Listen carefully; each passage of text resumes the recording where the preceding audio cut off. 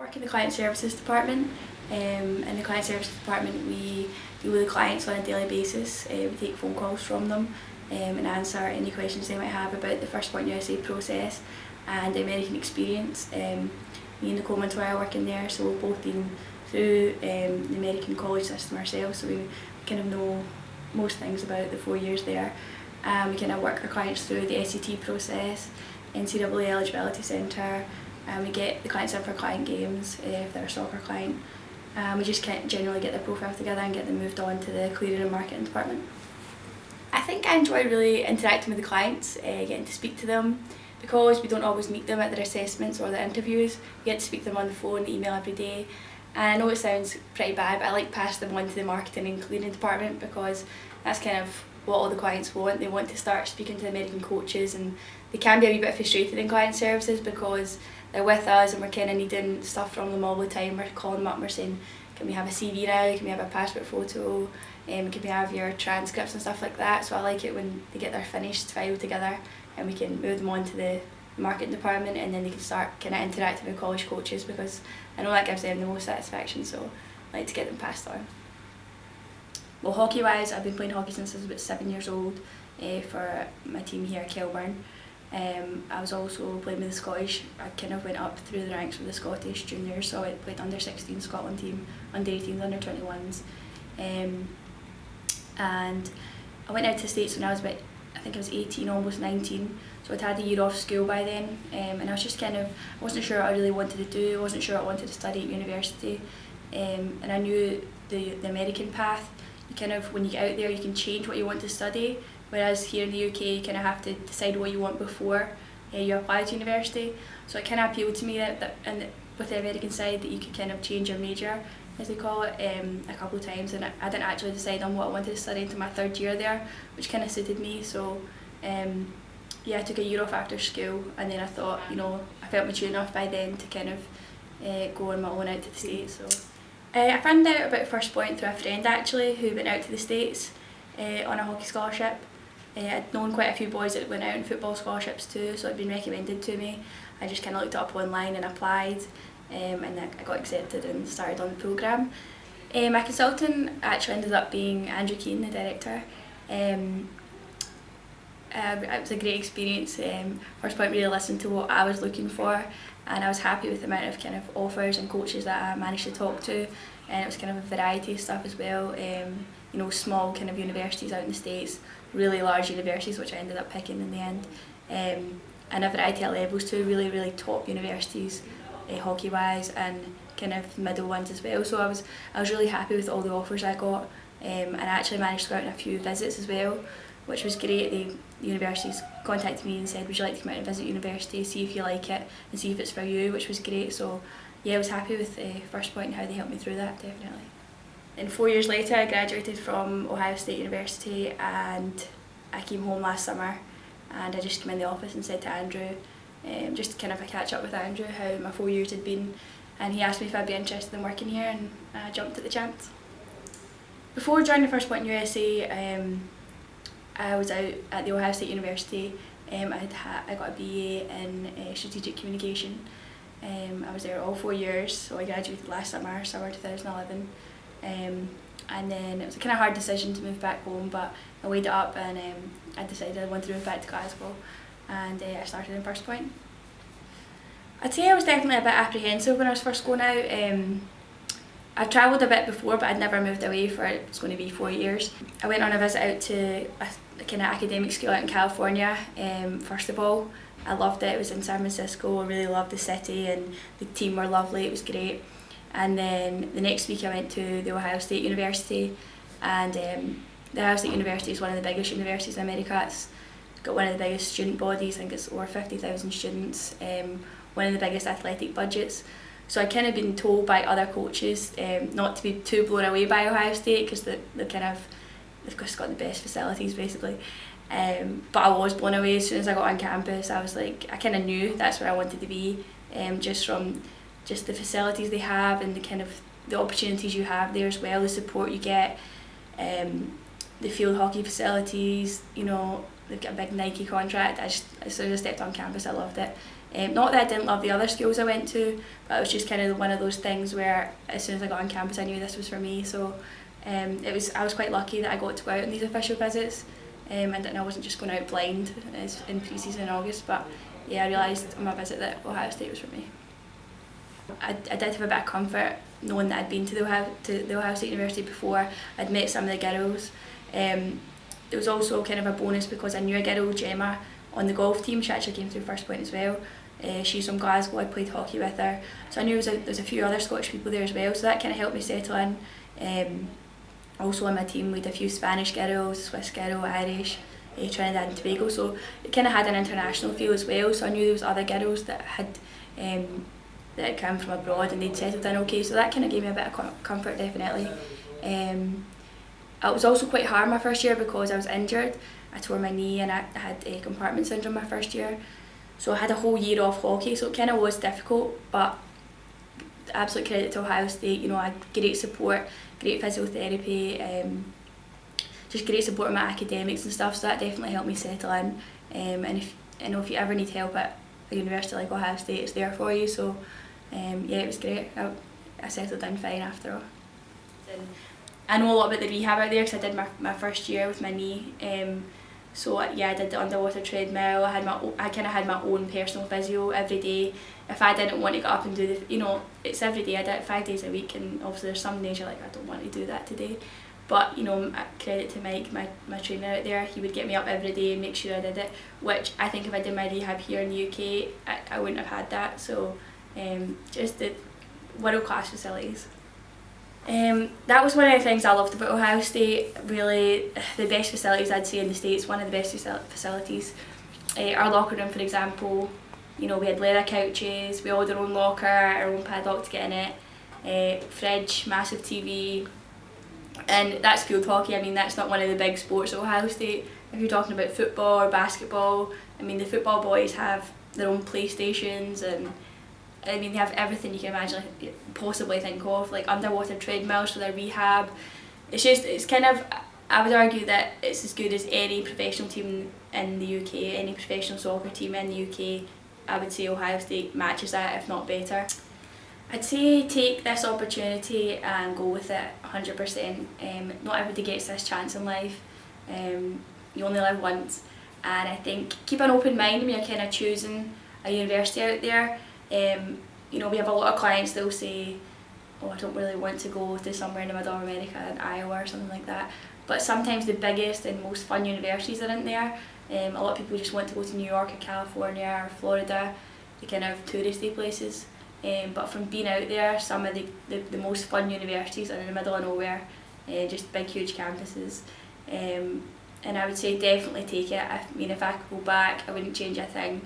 I would definitely take this opportunity.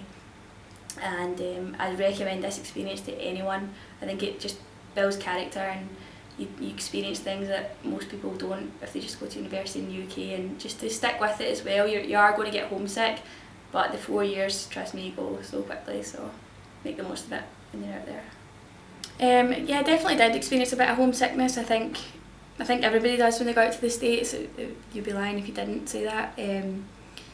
But I kind of regret the days that I did feel homesick now, because the 4 years has gone so quickly, and I think it wasn't even a lot of days, but the few days when I thought, I'd quite like to be home today, I regret that, because days you can't get back now, and it does go so quickly.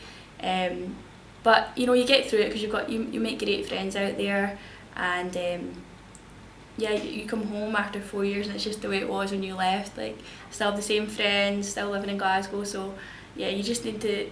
It'll pass, homesickness. It will be something you get over. So, yeah. We managed to travel a lot when I was there. And my conference, obviously my university's in the Midwest, so we travelled all over the Midwest for games. And then you kind of make friends from all over the US as well. So I remember going to visit one of my friends in Arizona for the weekend.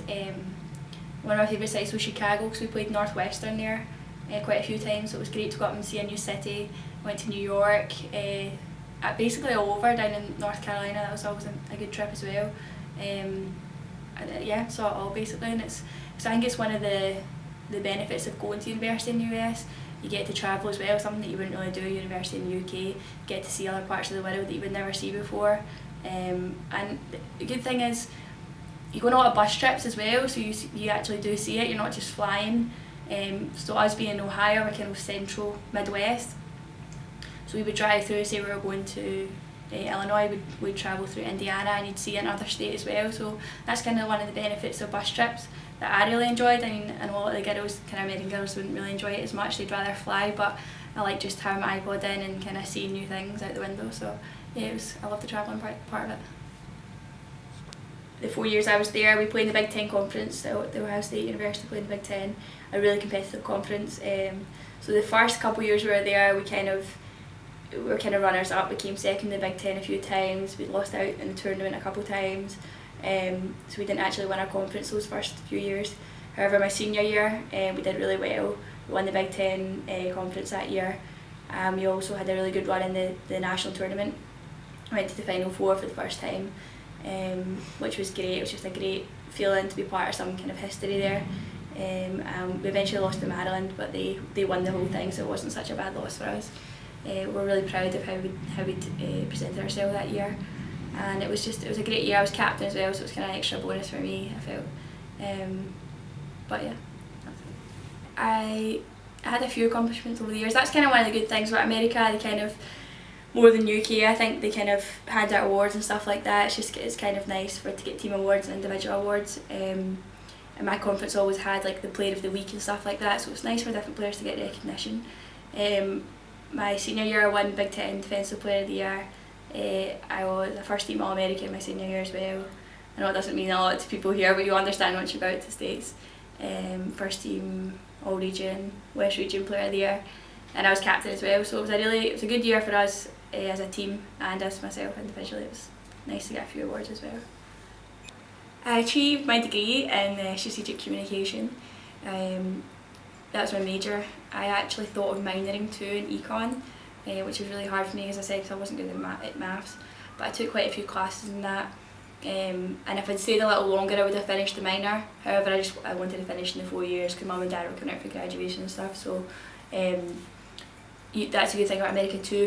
If you kind of have two ideas of what you want to study, you can major in something, say business, and then minor in maybe econ too, so you've got it's kind of like a double degree kind of thing. But myself, I just did strategic communication. The whole American experience, you'll see when you get out there, the Americans are pretty confident bunch of people in general, so I think that kind of rubs off on you when you're out there. I think they're a great country for that. I think when they're younger, they're kind of inbuilt that they can kind of dream that they can do anything they want. So I think when you get out there, that kind of rubs off on you too. You get a new attitude towards things. I think for me personally, that was a side of my hockey that needed improvement, was my attitude and kind of commitment towards things. And I think that was two areas of my game that greatly improved. I had a different attitude towards fitness and training and stuff like that, which has really helped me just in life as well. So yeah, I think the American have a great attitude towards everything, and it definitely help you throughout your life. I think having an American college experience definitely is an advantage once you graduate. I think having that on your CV, it automatically stands out from 90% of people that graduate in Britain. I think it shows a lot of things about your character as well, that you can move abroad at such a young age and you're committed to finishing your degree out there.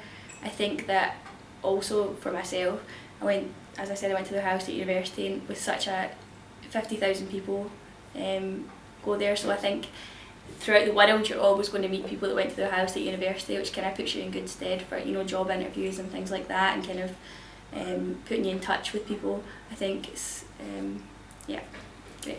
My training schedule when I was in the States kind of varies during the different seasons. In the fall, field hockey is a fall sport, so in the fall that's when you're playing your games. So we would train normally Monday to Thursday, I'd say, in the afternoon always, from about 2 o'clock to maybe 5, so about 3 hours a day. And then Friday we kind of have maybe a walk through, do some corners and things like that. And then we'd be travelling all weekend playing games. Well, maybe if it was a home game we wouldn't be travelling obviously, but for the most part you'd be on trips, leave on the Friday, and then you're away Saturday, Sunday. And then you'd have a midweek game. So the fall's a wee bit it's kind of hard to say exactly how your schedule would be because you've a lot of games at that time and you know you need rest days. But then in the winter season it's kind of our off season. With us, we always train in the morning, so we get up about maybe 5:30, start training at 6, which I struggled with because I'm not a morning person really, but it was good to get out of the way kind of. So we do our weights and our running in the morning. We didn't really play hockey in the winter because we couldn't get outside obviously, so how it snows for months on end in the winter, so it was just weights and running in the mornings from about 6 till maybe about 9, and then classes all day and you've got your evenings, which is quite nice. And then the spring, the weather starts getting nice, we can get outside again and it kind of falls in the same pattern that we had in the fall. So the afternoons probably training about 2 till 5, 2 till 6, Monday to Thursday, and then games on the weekends. And then summer, you can stay for the summer and you can train on the campus and use the facilities. I did that a couple summers, or most people do end up coming home for the summer to see their family, and then you just kind of have to work through you'll get a programme from your coaches and then you work through that at home as best you can.